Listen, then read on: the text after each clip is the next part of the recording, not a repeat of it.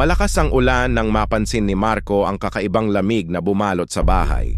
Habang nililibot niya ang lumang pasilyo, napadpad siya sa dulo, sa harap ng isang pintuang laging nakakandado.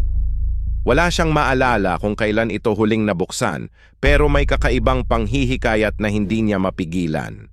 Sa ilalim ng kidlat, napansin niya ang isang lumang susi na nakasabit sa pako, tila naghihintay na gamitin. Hindi niya napigilang subukan. Sa bawat ikot ng susi sa kandado, lumalalim ang kanyang kaba. Parang may malamig na hangin na sumisilip mula sa loob. Kumalabog ang puso niya nang bumukas ang pinto at sumalubong ang makapal na dilim mula sa silong.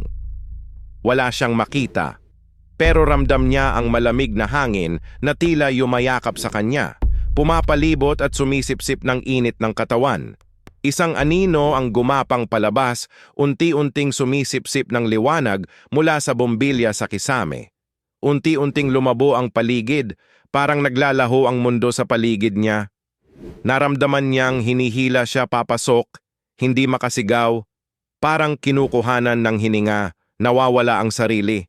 Sa huling sandali, nakita niya ang sariling anino na hinihigop ng dilim. Walang iniwang bakas. Parang nawala siya sa hangin. Nang bumalik ang katahimikan, muling sumara ang pinto ng kusa at wala ng susi sa pako.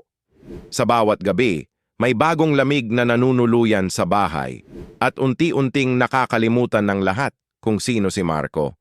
Parang hindi siya kailanman naroroon,